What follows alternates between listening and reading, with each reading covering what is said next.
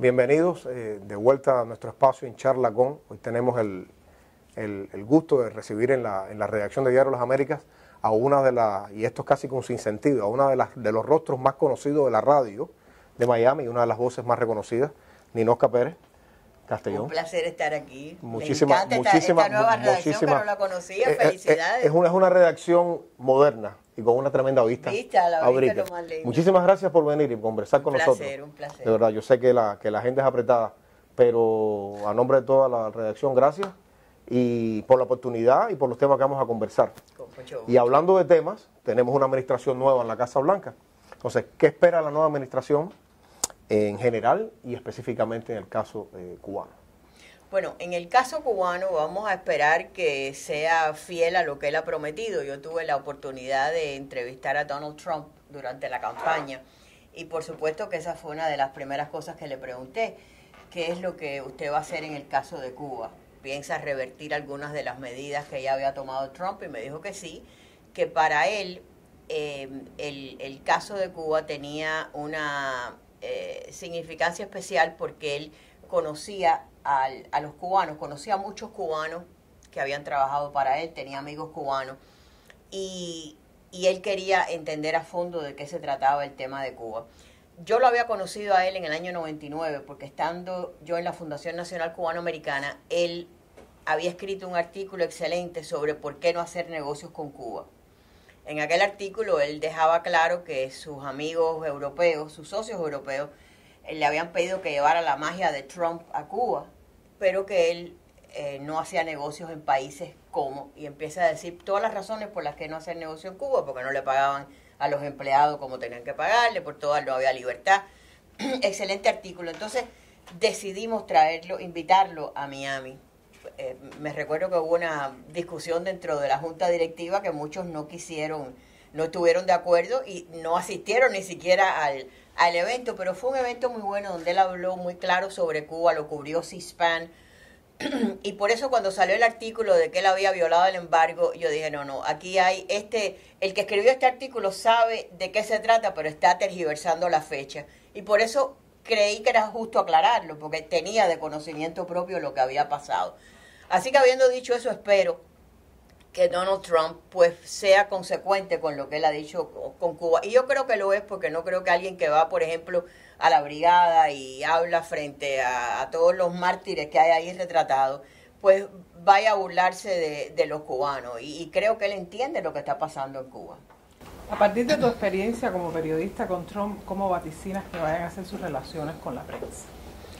Bueno, con la prensa te voy a ser franca. Yo como periodista, por supuesto que siempre voy a defender el derecho que tenemos como periodistas de buscar hasta la última respuesta. Pero yo creo que gran parte de la prensa se merece las respuestas que Trump le ha dado. Y yo creo que, por ejemplo, cuando el New York Times empezó a criticarlo porque mandaba twitters a las 3 de la mañana, si tú estás despierto, tú mandas el Twitter a la hora que te da la gana. Pero les dijo una cosa que yo creo que les debe de servir.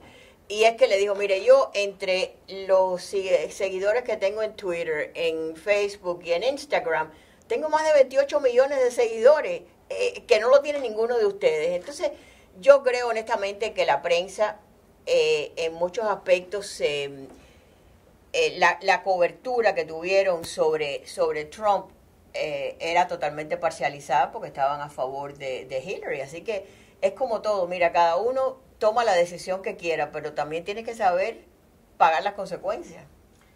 Volviendo un poco al tema de Trump, la nueva administración y Cuba, a partir de la derogación de la política de pieza de copiemos, que usted sabe que ha sido recibida aquí en Miami de una manera bastante controversial, ¿espera usted que revierta esa disposición presidencial o que la siga? Mira, yo no sé qué decirte porque la política de él de que la inmigración debe ser legal es consecuente con que el cubano que se acoja a la ley de ajuste cubano debe de tener una entrada legal. La ley original de la ley de ajuste cubano, eso era los tres requisitos eran eso, una entrada legal, un año y un día en el país y que fueras cubano. Entonces, la única diferencia es que cuando eso estaba en vigor antes de que Clinton lo cambiara y le dieran parola a los que entraban por la frontera o entraban por mar. No deportaban a los cubanos porque no había deportaciones con Cuba. Y en este acuerdo que ha hecho Obama, en esencia lo que está diciendo es: ya yo tengo las garantías de Cuba de que los cubanos van a ser aceptados cuando sean devueltos. Yo no sé qué podrá él cambiar de eso, qué querrá cambiar, pero sí te digo algo, esto no hemos visto el final de esto todavía, porque cuando Trump diga, bueno, yo quiero revertir X política, Cuba se puede virar y decir, bueno, ¿saben qué? Yo no acepto a los deportados. Entonces se crean una serie de problemas, obviamente. Pero la gran diferencia es esa, que quizás a lo mejor él pueda decir, bueno, yo no voy a aceptar la deportación de estos cubanos, se quedarán sin estatus, pero no voy a aceptarla. Está por ver, no, yo ahí sí no te podría decir. ¿Cabría entonces ahí corroborar algunas versiones que han surgido a partir de esa medida de Obama? Decir que fue una decisión de Obama para dejarle un problema al nuevo presidente, al presidente que asume. Es muy posible, porque primero no tiene sentido que Obama anuncie esto 8 días, creo, antes de dejar su administración. Y segunda, yo me imagino que él diría, bueno, yo quiero que esto sea parte de mi legado, lo que venga después de mí el diluvio. ¿Qué te puedo decir? Yo no... eso lo sabrá, o lo sabremos algún día, o lo sabrá solamente Obama. Ninosca, desde su punto de vista, ¿cuánto ha cambiado la diáspora cubana, la presencia, la comunidad cubana en Miami, con las últimas oleadas, las más recientes oleadas de migrantes venidos de la isla? ¿Cuánto ha cambiado desde el punto de vista político, desde el punto de vista social, desde el punto de vista de su influencia política, la comunidad cubana en Miami? Me alegro que lo dividas en partes, porque cuando hablan de cambios en la comunidad, bueno, ¿de qué cambios te refieres? Si te refieres a cambios donde los cubanos, como te dicen, no, los cubanos quieren que les levanten el embargo, bueno, pregúntale a qué candidato ha salido electo pidiendo que levanten el embargo. ¿Qué le ha pasado a los que han entrado en la contienda política pidiendo que les levanten el embargo? No han tenido el menor chance. O sea, siguen ganando los candidatos que abogan por sanciones a Cuba. Y esos son los que tienen el apoyo. Por eso cuando me hablan de encuestas, yo digo, bueno, para mí la encuesta final es el día de las elecciones. Ahora, desde el punto de vista social, indiscutiblemente que primero hay cambios en generaciones, hay cambios como todo en la vida, las personas nuevas que llegan quizás no tienen el concepto que tenían los que habían venido anterior, de que había una razón política por haber abandonado el país. Entonces los ves que llegan y al año están de vuelta en Cuba, o te dicen, no, yo vine por razones económicas, o vine a buscar la ayuda que me pertenece, ¿no? Si nunca has trabajado en este país, no hay ayuda que te pertenezca. Pero esas personas, cuando te pones a mirar, si no tienes el concepto, tú no puedes llegar aquí y acogerte a una ley. No, la ley de ajuste cubano no es un asilo, pero lo que está pasando es que la persona que llega, como le dan una entrada, un parol, te dicen al año hasta residente, y tienes que llenar un asilo para que te den la ayuda, para que te den el permiso de trabajo, y al final recibiste ayuda, pero al año estás en Cuba cuando tienes la residencia. Entonces eso no es consecuente. En ese sentido, yo creo que se perdió ese concepto que tenían las personas antes, que no venían aquí a buscar ayuda, venían aquí a buscar trabajo, porque había que sobrevivir en un lugar que no era tu tierra, porque no habías podido, o eras un perseguido en la tuya. O sea que hay muchos matices en los que ha cambiado. Indiscutiblemente que ha cambiado como todo, ha cambiado la música, ha cambiado la literatura, todo es constante, está constantemente en cambio. Pero me alegro que lo dividas en partes. Está el aspecto político. Yo no creo que en el aspecto político, como nos han querido hacer ver los que quieren relaciones con Cuba, te dicen, no, las cosas han cambiado. Bueno, dime de un solo candidato que haya abogado por el levantamiento de las sanciones y haya salido electo. Claro. Hay quien dice acá en Miami de que el cambio generacional que hemos sufrido los cubanos, ha influido de alguna manera en la fuerza del exilio cubano aquí en Miami. ¿Cree usted que el exilio cubano como tal ha perdido fuerza en los medios de comunicación? Mira, el exilio comenzó como todo exilio que llega aquí, sin conexiones, sin conocer a nadie, y quizás la única manera que lo veían era parándose frente a un lugar en emigración con un letrero o caminando por la calle 8 con un letrero. Los tiempos cambian, y no solo generacionalmente, porque de Cuba no solo vienen gente joven, vienen también muchas personas mayores, pero hoy en día el cubano tiene acceso a muchos otros medios, tiene acceso a los medios sociales. Hoy a lo mejor no tiene que salir a una marcha por la calle 8 para obtener los contactos o los resultados que obtenía anteriormente. Y quizás en eso cambie, no te digo que no sea un cambio quizás que no se ve, pero yo creo que los cubanos siguen teniendo su impacto en la política, en los medios sociales, en los medios de prensa. Quizás a lo mejor, no sé, no en la manera que antes se percibía, ya te digo, desde el punto de vista de figuras, porque también tienes que ver, no es que se pierda el impacto, existen las figuras que existieron en otro momento determinado. Yo creo que son muchos componentes. Hay quienes creen que a partir de la derogación de la medida pie seco, pies mojados aquí en Estados Unidos, el escenario social y político en Cuba puede tener un cambio. Algunos creen que incluso se le puede poner la situación difícil al gobierno. ¿Cómo lo ves desde aquí? ¿Qué puedes vaticinar que pueda pasar en Cuba en este nuevo escenario que se presenta ahora? Bueno, muchos dicen que quizás esta olla de presión que ha tenido siempre, o válvula de escape, ¿no? El régimen de Cuba, de que los cubanos saben que pueden huir si la cosa se pone mala, al no existir, quizás eso pueda causar una explosión social. Yo realmente no te sé decir cuál es la mentalidad del cubano. A la misma vez ves que hay opositores conocidos en Cuba, pero que no son conocidos dentro del propio pueblo, y quizás no son los que puedan sacar en un momento determinado a las personas a la calle. Eso está por ver. Yo creo que a veces no necesariamente es un opositor el que va a lograr esa explosión en un momento determinado, sino la indignación a lo mejor de un pueblo que se ve constantemente humillado, ve que es inferior a un turista, ve que quizás no tiene la posibilidad de irse del país. Y eso, ya te digo, siempre es una posibilidad, pero yo no necesariamente creo que para que eso pase tiene que haber una toma de conciencia que quizás todavía no, por lo menos yo no la he visto, por parte de las masas, ¿no?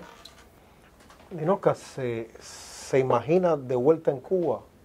¿Añora? ¿Le gustaría ir a Cuba? Es como todo, eso es una cosa que va evolucionando, ¿no? Primero cuando llegamos, yo vine de niña, o sea que yo trataba de recordarme cómo era todo, porque esa es tu tierra y donde tú quieres regresar. Después los años se van imponiendo y ya toda tu vida es hecha fuera de tu país, tu familia ya echa raíces en este país, hay nuevas generaciones. Y no sé si el regreso sería como uno lo imaginaba antes, no regreso. A veces yo digo, bueno, regreso, pero ¿a qué vas a regresar? De todos modos, creo que como cubana tengo una asignatura pendiente y me gustaría poder contribuir en la medida que pudiera. De ese regreso, como uno lo imaginaba antes, quizás no, pero también está por ver qué es lo que pasa el día de mañana, ¿no? Claro. Yo pienso que la tierra siempre llama. Ese es un buen titular para la entrevista, que como cubana tiene una asignatura pendiente. Sí. En tu carrera como comunicadora, ¿cuál ha sido la crítica que te han hecho que más aprecias? Bueno, la que más aprecio es cuando a veces uno se le... yo me recuerdo, aquí en el Diario Las Américas escribió una señora que se llamaba Olimpia Rosado, sí, que todo el mundo le tenía terror porque yo decía, yo trataba de, a veces uno por el inglés, de que no se me fuera una palabra que no podía decir, yo decía, me voy a leer en la columna de Olimpia, pero entonces un buen día estaba sentada en un hospital esperando por una tía mía que la estaban operando, y esta señora de lo más simpática se sienta al lado mío, estuvimos conversando y al final me dijo que ella era Olimpia Rosado y por poco me muero, pero yo creo que más allá de las críticas que te puedan decir, a lo mejor quizás a una persona no le guste algo que tú digas o no le guste una posición, yo creo que lo más que me ha ayudado siempre es aquellas personas que te dicen que mantener la cubanía también es mantener el idioma. A veces me da un poco de tristeza cuando veo los voceros en español de algunos departamentos que lo que hacen es un destrozo del idioma, pero yo creo que también mantener la cubanía es mantener, saber mejorar el idioma y preservarnos nosotros.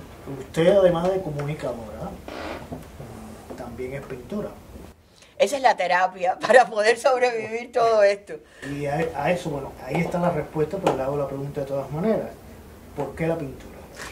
Siempre me ha gustado pintar, es algo que para mí lo disfruto muchísimo, lo he hecho de siempre, pero más bien lo hacía como un hobby.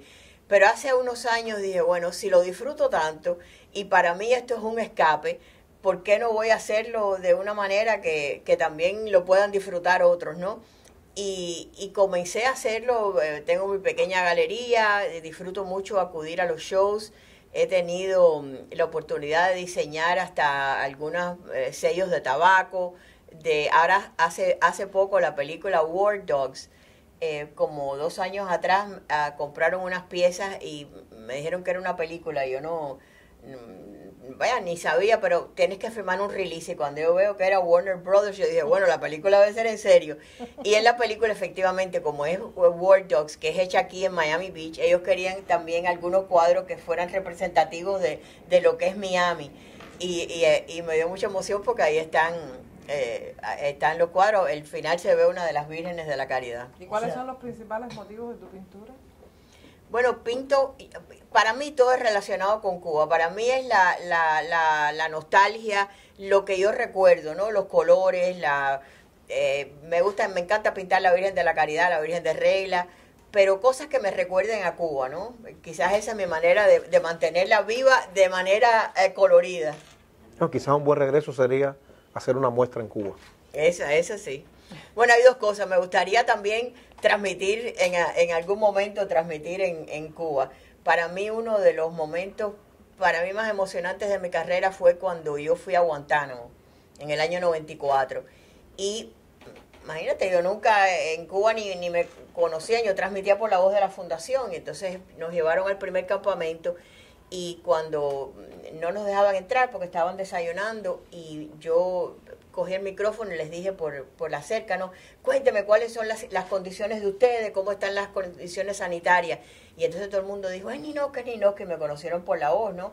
Entonces, claro, yo de la emoción empecé a llorar y cuando ellos se alteraron, a mí me llevaron y se creyeron que no me iban a dejar entrar. Bueno, total que no me dejaron entrar a ese campamento, fui a otros y también me dio mucha emoción que me conocieran por la voz, pero cuando a los 2 días me llaman de la base naval de Guantánamo y me dicen, mire, tenemos un problema, aquí hay unos cubanos que están en huelga de hambre porque dice que no la dejamos entrar a usted y nosotros no es que no la dejamos entrar, es que ellos era la hora del desayuno y se armó mucho caos. ¿Usted pudiera regresar? Y digo, no, sí, yo regreso porque era muy complicado el que te autorizaran ir. Y entonces cuando acordamos a la otra semana, y entonces me dice, ¿usted pudiera decírmelo, grabármelo para yo pasarlo? Porque hay cubanos que están en huelga de hambre y dice que no se van hasta que usted no llegue. Digo, por favor, no dígale que se vayan, que yo voy a regresar. Bueno, le grabé aquello, pero cuando yo regresé la otra semana, ahí estaban los cubanos con sus catres al sol, en huelga de hambre y una sábana que me habían puesto con un mensaje. Y para mí eso fue una de las cosas más hermosas, porque sin nunca haber sido periodista en Cuba, que me reconocieran los cubanos, nada más que por haber oído mi voz. Muchísimas gracias por la entrevista. A ustedes, siempre es un gusto placer. haberla tenido en la redacción y quedamos en deuda con el café, que no se lo brindé. Bueno, otro día, Okay, gracias. Perfecto, gracias.